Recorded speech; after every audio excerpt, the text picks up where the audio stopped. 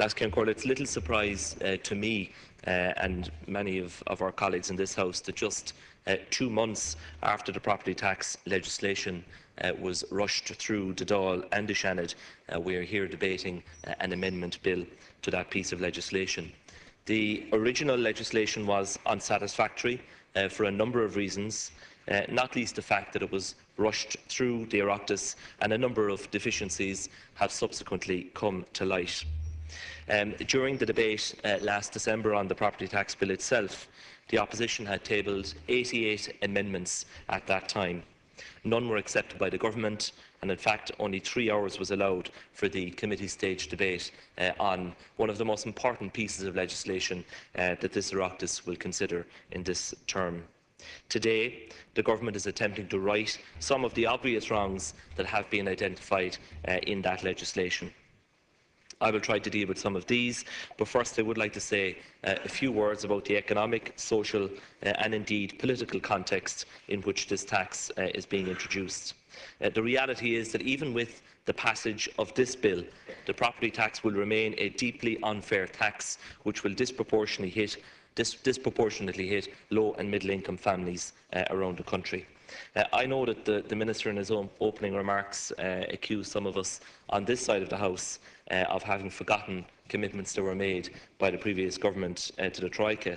We haven't forgotten them at all, Minister, and I know that you don't like to be reminded of this document, the Fine Gael manifesto, which you put before the people 2 years ago in the election and campaigned on that basis when you made the point very clearly at that time, and I quote, "An annual recurring residential property tax on a family home is unfair." That was the Fine Gael position, and he went on to say that what will be viewed as fair in South Dublin might be viewed as unworkable in rural Clare, and I'm sure some of your colleagues sitting behind you might agree with that.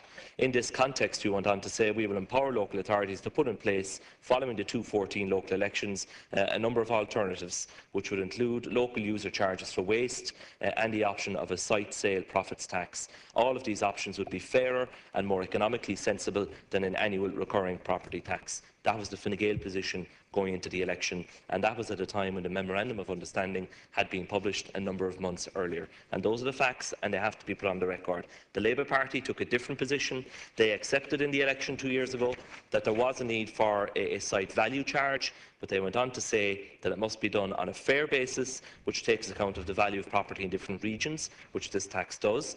They need to exempt some categories of homeowners. They need to take account of those who paid large sums in stamp duty or who are in negative equity. Any charge of this sort, therefore, cannot be put in place before 2014. So that's the political backdrop as regards Fine Gael and Labour. Neither party has a mandate to introduce the property tax in this form. That's absolutely clear, notwithstanding the commitment that is there in the Memorandum of Understanding to introduce a site value tax during the course of the programme. Last Ceann, the backdrop for introducing this tax has actually worsened over the last 2 months.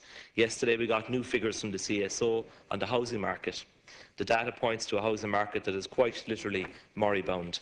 House prices have fallen in the last 2 months nationally, bringing a halt to what appeared to be a small recovery in prices. The small move up in prices towards the end of 2012 seems to have been entirely driven by a rush to avail of mortgage interest relief before its abolition for first-time buyers. House prices are about 50% lower than their peak level in 2007, with prices in Dublin recording the biggest drop at 54% below peak levels, and apartments down a staggering 61%. We all acknowledge that some recovery in the level of housing transactions is key to the recovery of this economy. The government implicitly accepted this when it introduced over the last couple of budgets a range of measures designed to stimulate the sector, including the capital gains tax relief for properties purchased before the end of 2013. However, to date, these measures are failing to lift the market in any meaningful way. Just 8,500 new homes were built in 2012, down 20% on the previous year, which was itself the lowest since data was first recorded in 1970.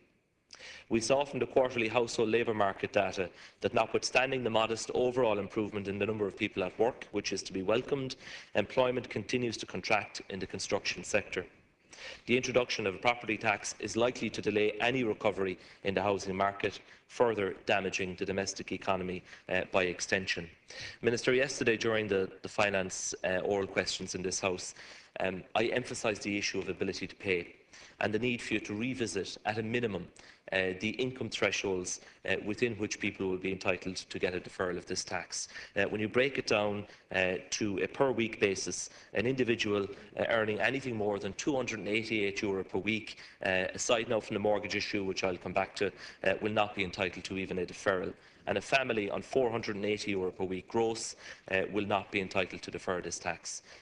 Those thresholds are ridiculously low, in my opinion, and they certainly need to be revisited, and I would hope you intend to do so on Tuesday when we return to this issue.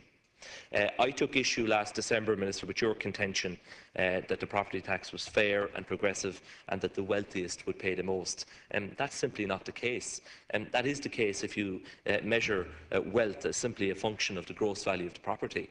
But of course, that's not the measure of wealth. It would be one thing if you allowed the value of the mortgage to be set off, then of course it would be a net asset that you would be dealing with. But this tax essentially takes no account whatsoever of the income profile that a household is dealing with. And I think that is one of the fundamental weaknesses and flaws that is running through this entire proposal.